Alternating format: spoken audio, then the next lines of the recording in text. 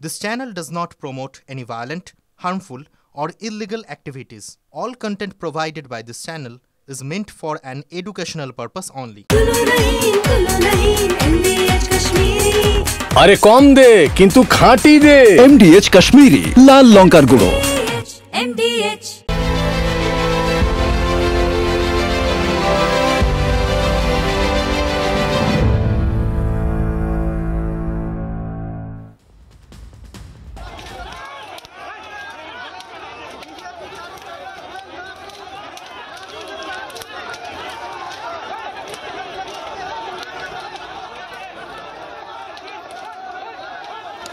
একেই বলে ধুন্ধুমার কাণ্ড। এই যে ছবি দেখছেন এটা বিহারের রাজধানী পাটনায় কংগ্রেস দফতরে বিক্ষোভ দেখাতে গিয়েছিলেন বিজেপির সমর্থকরা, বিজেপির কর্মীরা। তাদের অভিযোগ কংগ্রেস দফতরের ভিতর থেকে নাকি পাথর বৃষ্টি করা হয়। কংগ্রেসের আবার পাল্টা অভিযোগ বিজেপির কর্মী সমর্থকরাই পাথর ছুঁড়েছেন এবং গেট ভেঙে ভেতরে ঢোকার চেষ্টা করেছেন। তারপরে দুপক্ষই দলীয় পতাকার যে ডান্ডা থাকে, লাঠি, সেটা নিয়ে পরস্পরকে আক্রমণ করেন। শুধুই পাটনা নয়, বিজেপি কর্মীদের টার্গেট হয়েছে কলকাতায় প্রদেশ কংগ্রেস দফতর, বিধান ভবনও। মানে পাটনার ঘটনার রেশ এসে পড়েছে কলকাতায়।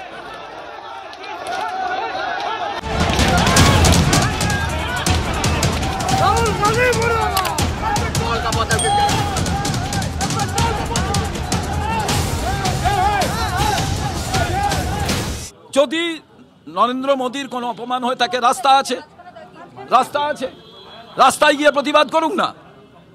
বড় মাইক লাগিয়ে রাস্তা অবরোধ করে বলুক রাহুল গান্ধীর কুশপুত্তলিকা চালাক। পার্টি অফিসে এসে ভাঙচুর, আমরা কি বিজেপির পার্টি অফিসে গিয়ে ভাঙচুর করতে পারি না? আপনারা যাবেন সঙ্গে? এখনই কংগ্রেসের ছেলেরা যাচ্ছে, দেখবেন সমস্ত লোক সিকিউরিটি, বিজেপির নেতাদের সেন্ট্রাল ফোর্সের সিকিউরিটি কাল হাঁটিয়ে নিক, দম থাকে তারপর রাস্তায় চলুক। বিজেপি নেতা রাকেশ সিং তিনি এসে কংগ্রেসের পার্টি অফিসের সামনে কিন্তু এভাবেই রাহুল গান্ধীর যে পোস্টার ছিল সেই পোস্টারে কালিমা লিপ্ত করেছেন, কালি লাগিয়েছেন। সেই পোস্টারের একটা অংশ আমরা দেখতে পাচ্ছি ছেঁড়া হয়ে পড়ে রয়েছে এবং কলকাতা পুলিশের তরফ থেকে কিন্তু ইতিমধ্যেই পুরো জায়গাটিকে কর্ডন করে দেওয়া হয়েছে।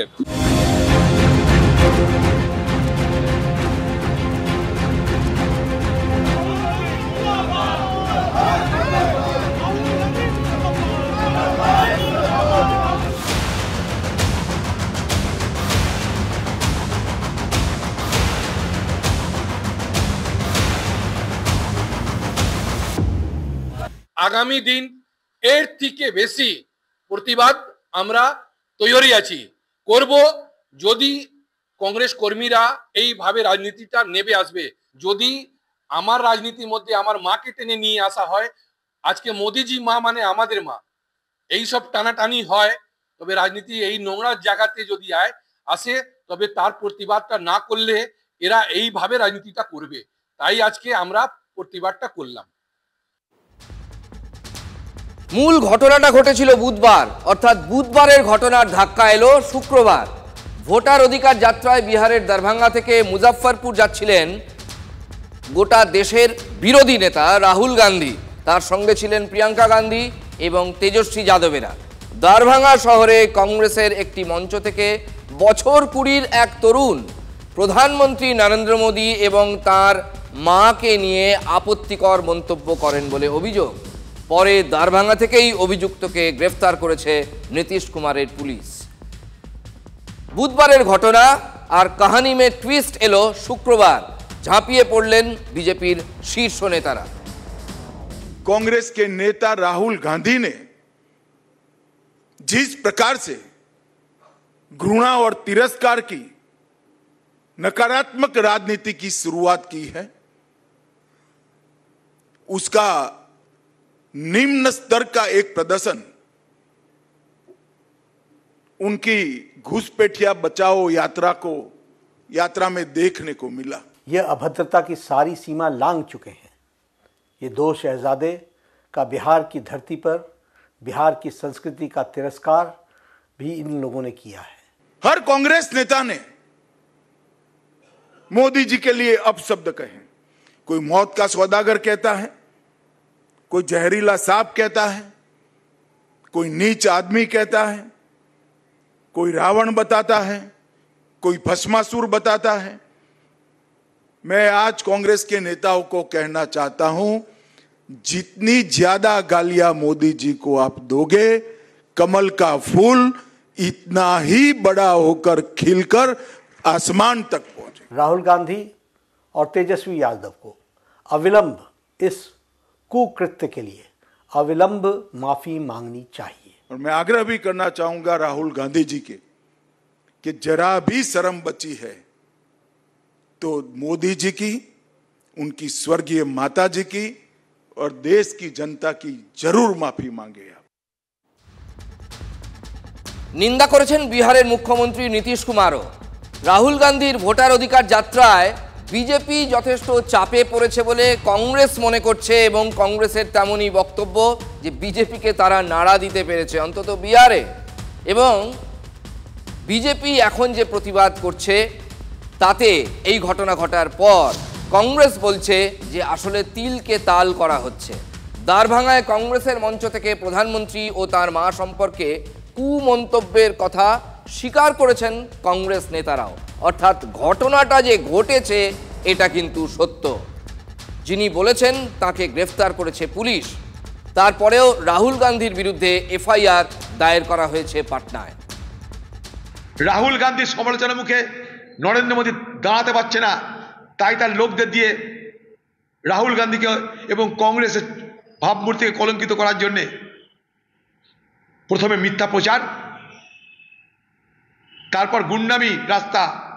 এই অনুপ্রবেশকারী বাঁচাও যাত্রাতে রাহুল গান্ধীজি যেভাবে এবং কংগ্রেসের তরফ থেকে যেভাবে মাননীয় প্রধানমন্ত্রী তার মা স্বর্গীয় মাকে যেভাবে অপমান করা হয়েছে, এই অপমানের বিরুদ্ধে তো বিজেপি তার স্বর চড়াবেই, এটাই অত্যন্ত স্বাভাবিক।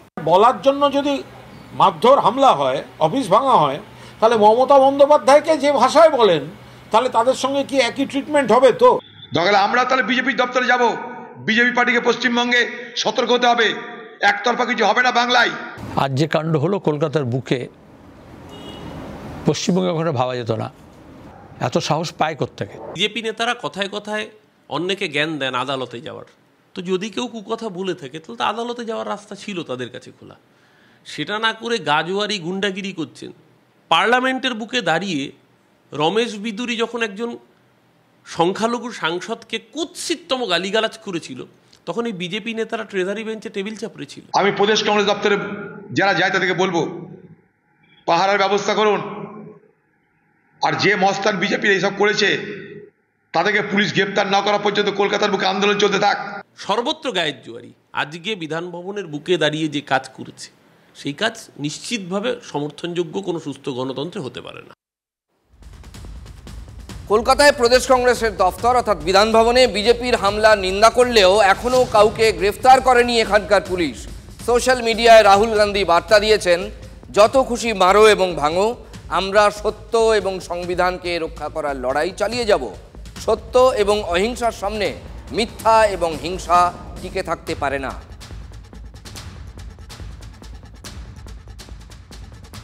অমিত শাহের মাথাটা কেটে তোমার টেবিলে দেওয়া উচিত। উগ্রপন্থী সংগঠনের প্রতিনিধি হিসেবে বা স্পোক্স পার্সন হিসেবে মহুয়া মৈত্র এই ধরনের কথাবার্তা বলছেন বলে মনে হচ্ছে। এটা হচ্ছে তৃণমূলের কালচার। শালীনতা মান কে হাম চলে, শালীনতা কো বরকরার রাখনা চাইয়ে। কর্মধারায় অব্যয় এবং সমাস এইটার একটা প্রয়োগের ত্রুটি। এখন রাজনীতি মানে কি বলতে পারেন? পাঁচমিশেলি বলতে পারেন, জগা খিচুড়ি, সুকুমার রায়ের হজবড়লর বিড়ালের কায়দায় বলতে পারেন, স্যারও বলতে পারো, এনআরসিও বলতে পারো, সিএও বলতে পারো। তাতে যেটা হওয়ার সেটাই হচ্ছে। নেতাদের মুখের লাগাম কিছুতেই থাকছে না। এই যেমন কৃষ্ণনগরের তৃণমূল এমপি মহুয়া মৈত্র। প্রধানমন্ত্রী 15ই আগস্টে তিনি লালকেল্লায় দাঁড়িয়ে বলছিলেন যে অনুপ্রবেশকারী যে ভারতের যে আমাদের জনবিন্যাস সেটা জনগণ বিন্যাস সেটা নাকি বদলে যাচ্ছেন, ডেমোগ্রাফিক একটা চেঞ্জ হচ্ছে, এইসব বলছিলেন। তিনি যখন এই কথাগুলো বলছিলেন, প্রথম সারিতে তার স্বরাষ্ট্রমন্ত্রী নির্লজ্জভাবে দাঁড়িয়ে হ্যাঁ হ্যাঁ করে তিনি হাততালি দিচ্ছেন। তা আমি জিজ্ঞেস করছি, যদি ভারতের সীমান্ত রক্ষা করার আমাদের কেউ নেই, যদি অন্য দেশের মানুষরা রোজে শয়ে শয়ে লাখে লাখে কোটি কোটিতে ঢুকে যাচ্ছে, যে আমাদের মা বোনদের উপর চোখ দিচ্ছে, আমাদের জমি কেড়ে নিচ্ছে, তা তোমার প্রথমেই তো অমিত শাহের মাথাটা কেটে তোমার টেবিলে দেওয়া উচিত। মনে হচ্ছিল সে মানে তার বক্তব্য শুনে যে তৃণমূল কংগ্রেসের কোনো নেতা বা কোনো গণতান্ত্রিক দলের কোনো নেতা মনে হয় বক্তব্য রাখছেন না, কোনো অগণতান্ত্রিক চিন্তা ভাবনায় যারা বিশ্বাস করে, জামাত বা অন্যান্য এই ধরনের উগ্রপন্থী সংগঠন, সেই উগ্রপন্থী সংগঠনের প্রতিনিধি হিসেবে বা স্পোক্স পার্সন হিসেবে মহুয়া মৈত্র এই ধরনের কথাবার্তা বলছেন বলে মনে হচ্ছিল। যে স্বরাষ্ট্রমন্ত্রী এবং যে স্বরাষ্ট্র মন্ত্রক দেশের বর্ডারকে রক্ষা করতে পারে না, যে প্রধানমন্ত্রী নিজেই বলছে যে বাইরে থেকে লোক এসে আমাদের মা বোনদের দিকে নাকি চোখে নজর দিচ্ছে, নাকি কি চোখ মেলাতা হিন্দিতে কি একটা বললো নাকি শব্দ, আমাদের জমি দখল করে দিয়েছে, ভাই তার দোষটা কার? দোষটা আমাদের না দোষটা আপনার? এখানে বিএসএফ তো রয়েছে, বিএসএফ তো কি আমরা বিএসএফ এর ভয় থাকি ভাই? তাই অনুপ্রবেশ করছে, লোক আসছে, আমরা তো দেখি না। মমতা বন্দ্যোপাধ্যায় এর আগে এরকম মন্তব্য করেছেন না যে প্রধানমন্ত্রীকে কোমরে দড়ি দিয়ে বেঁধে আনা হবে? এটা হচ্ছে তৃণমূলের কালচার, এটা হচ্ছে তৃণমূলের ट्रेडिशन। हम जो भी करें, जो भी बोले, जहाँ जैसे कोई भी टिप्पणी करे, चाहे कोई पार्टी की भी हो, उसमें एक शालीनता मान के हम चले, शालीनता को बरकरार रखना चाहिए। এইটা হচ্ছে মহুয়া মৈত্র যেটা বলেছেন, আজকে তিনি সমস্ত সীমা লঙ্ঘন করেছেন। দেশের স্বরাষ্ট্রমন্ত্রীর বিরুদ্ধে এই মন্তব্য, আমরা দাবি রাখছি মহুয়া মৈত্রকে গ্রেপ্তার করতে হবে। এই পুলিশ, পশ্চিমবঙ্গের পুলিশ যদি না করে, পরবর্তীকালে আমরা পদক্ষেপ নেব। মানে এটার সঙ্গে কোথাও ফিজিক্যালি মুন্ডু কেটে আনা, মাথা কেটে আনা কোনো সম্পর্ক নেই। এটা প্রতীকী ব্যবহারে দেখবেন, head of the state, head of the state, তোমার হেড মানে ওটা প্রতীকী, মানে প্রধান, মাথা না। ফলে উনি যেটা বলেছেন এটাকে, এটা ব্যাকরণগত ত্রুটি, এটা কোনো প্রতীকী প্রয়োগে কর্মধারায় অব্যয় এবং সমাস এইটার একটা মিশ্রিত একটা প্রয়োগের ত্রুটি। এই যে ডেমোগ্রাফিক বলছেন, এটা কি? এটা শুধু পরিষ্কার ভাষায় মুসলমানদের ধরে পেদাও, আর কিছু নয়। বাংলাদেশি করে আমরা তো দেখছি, গুরগাঁও, হরিয়ানা, রাজস্থান, যেগুলো বিজেপি শাসিত রাজ্য আছে, আপনার কালীগঞ্জ থেকে আরম্ভ করে নতিডাঙ্গা থেকে আরম্ভ করে প্রত্যেকটা দিন বাঙালি ভাষায় কথা বলছো, প্লাস যদি মুসলমান হও, বাস। সিএ তো এত ঘটা করে করলেন যে সবাই লোক নাকি অন্যান্য দেশ থেকে, পার্শ্ববর্তী দেশ থেকে সব হিন্দুরা নাকি নাচ করতে করতে সব এখানে আসবেন। কই এনআরসি তো, সিএ তো চালু হয়ে গেল, 2000টা লোক পর্যন্ত ইন্ডিয়াতে এসে নথিভুক্ত হয়নি সিএ এর আন্ডারে। সেখানে দাঁড়িয়ে এটা এনআরসি করতে চাই, ব্যাকডোর দিয়ে, ফ্রন্ট ডোর দিয়ে, সব জায়গা দিয়ে এনআরসি করবে। এখন ভোট আসছে, এখন আবার লাফাচ্ছে। বললাম না, রাজনীতি মানেই এখন পাঁচমিশেলি, অনুপ্রবেশ, জঙ্গি, কুণালের ব্যাকরণ, পরিযায়ী শ্রমিক, এনআরসি, সিএএ, বাঙালিয়ানা সব মিশে গেছে। আজ সুপ্রিম কোর্ট প্রশ্ন তুলেছে, বাংলা ভাষায় কথা বললেই কেন দেখে দেওয়া হচ্ছে বাংলাদেশি বলে? কেন নাগরিকত্ব, স্পেসিফিক কেসে নাগরিকত্ব যাচাই না করেই বাংলা ভাষীদের ঠেলে পাঠানো হচ্ছে সীমান্তের ওপারে? 7 দিনের মধ্যে হলফনামা দিতে হবে কেন্দ্রীয় সরকারকে। সুপ্রিম কোর্টের এটা পর্যবেক্ষণ। কোনো একটি নির্দিষ্ট ভাষায় কথা বলার জন্য কাউকে বিদেশি বলে সন্দেহ করা ঠিক নয়। কেন্দ্রের তরফে সলিসিটর জেনারেল কি উত্তর দিয়েছেন? সলিসিটর জেনারেল তুষার মেহতা বলেছেন, প্রত্যেক দিন পরিকল্পিতভাবে অনুপ্রবেশ ঘটানো হচ্ছে, এজেন্টদের র্যাকেট কাজ করছে, তারা অবৈধ কাগজপত্র তৈরি করে দিচ্ছে। দিতে বলেছিল যেটা হচ্ছে এটা কি দেশে, বাংলায় কথা বলা মানেই বাংলাদেশি, এইভাবে হ্যারাসমেন্ট। তো সুপ্রিম কোর্ট কেন্দ্রীয় সরকারকে বলেছে 7 দিনের মধ্যে হলফনামা দিতে। জাস্টিস বাগচিও, আমি যতটুকু খবর পেয়েছি, উনিও প্রশ্ন তুলেছেন, শুধু কি বাংলা ভাষার জন্যই ধরপাকড় হচ্ছে নাকি অন্য দেশের নাগরিক সেই জন্য হচ্ছে? তো স্বাভাবিকভাবে জল এবং দুধ সবার সামনেই কিন্তু স্পষ্ট। অনুপ্রবেশ দেশের বর্ডারের দায়িত্ব কেন্দ্রীয় সরকারের, বিএসএফ বা অন্যান্য এজেন্সি। এবং তারা যদি না ঠেকায়, কেউ কোথা দিয়ে ঢোকে, সেটা পশ্চিমবঙ্গ সীমান্ত হতে পারে, ত্রিপুরা সীমান্ত হতে পারে, যে সীমান্ত দিয়ে হতে পারে, তো তারপরে আবার বিজেপি চেঁচাবে অনুপ্রবেশ বলে, এটা হয় নাকি কখন? মমতা বন্দ্যোপাধ্যায় এবং তার দলবল এটা যেটা করছে সেটা হচ্ছে বাংলা বাঙালি সেন্টিমেন্টের আড়ালে লুকিয়ে ভোট যুদ্ধ পার হওয়ার চেষ্টা করছেন। বাঙালিকে আপনি বাংলা ছাড়তে বাধ্য করেছেন, আপনার জন্য বাঙালি আজকে পরবাসী। অন্য রাজ্যে এত বাঙালি কেন? এই প্রশ্নটা সবার আগে ওঠা উচিত। আমাদের ওপরে যত অত্যাচার হচ্ছে এটা অগণতান্ত্রিক অ্যান্ড আনকনস্টিটিউশনাল, সেটাই সুপ্রিম কোর্ট বলেছে। পুরো ব্যাপারটা অন্ধের হস্তি দর্শনের মতো। একটা ইস্যু, সুপ্রিম কোর্ট কিছু পর্যবেক্ষণ দিয়েছেন, যে যার মতো করে যার যেদিকে সুবিধা, যে যার নিজের দিকে ঝোল টেনে সুপ্রিম কোর্টের সেই পর্যবেক্ষণ বলুন, নির্দেশ বলুন, তার ব্যাখ্যা দিচ্ছেন। আরে বাবা, ঘটেছে এরকম 10টা কেস হয়তো, এবার জেনারেলাইজ করে বলা হচ্ছে যেখানে বাঙালি সেখানেই পুশব্যাক। এই সুবিধা তো বিরোধীরা নেবেই, তার কারণ বাস্তবে কয়েকটা ঘটনা ঘটেছে, এইটাকে জেনারেলাইজ করে দিচ্ছে বিরোধীরা, এবং মামলাতেও কিন্তু সেইটারই এফেক্ট এসে পড়েছে। এমন তো নয় যে যে বাংলা ভাষায় কথা বলছে তাকেই ঠেলে বাংলাদেশে পাঠিয়ে দিয়েছে, তাহলে তো বাংলার যত পরিযায়ী, সব পরিযায়ী এতদিনে বাংলাদেশে থাকতেন, বিশেষ করে যারা সংখ্যালঘু, যেটা মহুয়া মৈত্র বলছেন। হয়তো ঘটেছে হয়তো 3-4টে কেস, সেই 3-4টে কেস বড় জোর 10টা কেস, সেইটাকেই জেনারেলাইজ করে দিচ্ছে বিরোধীরা। এবং এই যে বললাম, অন্ধের হস্তি দর্শনের মতো যে যা নিজের দিকে ঝোল টেনে সুপ্রিম কোর্টের পর্যবেক্ষণ বা নির্দেশের ব্যাখ্যা করছে। এটাই এখন রাজনীতি।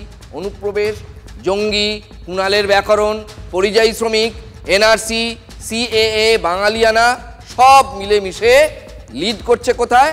এসআইআর, ভোটার তালিকার বিশেষ নিবিড় সংশোধনী। ভোটের বাংলায় এটা কিন্তু মেগা ইভেন্ট। কমিশনের সঙ্গে টক্করে নামছে রাজ্য সরকার এবং তৃণমূল, মৌখিক টক্কর, এবং তা করতে গিয়ে 4 অফিসারকে সাসপেন্ড করা নিয়ে আসলে রাজ্যের এবং তৃণমূলের নাক কাটা গেছে। রাজ্য বলছে কারো হাতে কারো গায়ে হাত দিতে দেব না, মুখ্যমন্ত্রী বলেছিলেন যে এসআইআর হবে না, দলের সব নেতা বলছেন, অথচ সব রকম প্রস্তুতি কিন্তু রাজ্য নিচ্ছে। কেন? ইআরও এবং এইআরওর শূন্য পদে লোক দেওয়ার কথাও জানিয়ে দিয়েছে রাজ্য সরকার। নবান্ন থেকে এইআরও এবং ইআরও তাদের শূন্যপদ দ্রুততার সাথে পূরণ করে দেওয়া হবে, এই আশ্বাস মেলার পরেই সিইও দপ্তর থেকে একদিন পিছিয়ে দেওয়া হয়েছে এই চিঠি, এবং সেখানে কমিশন সূত্রে যেমনটা জানা যাচ্ছে যে আপাতত এই আশ্বাস মেলার পরেই আগামীকাল বা তার পরদিনই কেন্দ্রীয় কমিশনে জানিয়ে দেওয়া হবে এসআইআর নিয়ে সম্পূর্ণ প্রস্তুত তারা। বাগুইআটিতে স্বামীকে খুনের অভিযোগে গ্রেফতার স্ত্রীর প্রেমিক। প্রেমিককে সঙ্গে নিয়েই স্বামীকে খুনের ছক কষা হয় বলে অভিযোগ। বুধবার বাগুইআটিতে ভোলা হালদারকে কুপিয়ে খুন করা হয়। অভিযোগ, স্ত্রী উপাসনা হালদারই খুন করেছে স্বামীকে। খুনের পর থেকে পলাতক উপাসনা হালদার, তার প্রেমিক শুভ রাজবংশীকে গ্রেফতার করেছে পুলিশ। সূত্রের খবর, খুনে ব্যবহার করা বঁটি জোগাড় করেছিল শুভ। অভিযোগ, পালাতেও সাহায্য করেছিল সে। এখানেই শেষ নয়, এর আগে প্রথম পক্ষের স্বামীকেও খুনের অভিযোগে গ্রেফতার করা হয়েছিল উপাসনাকে।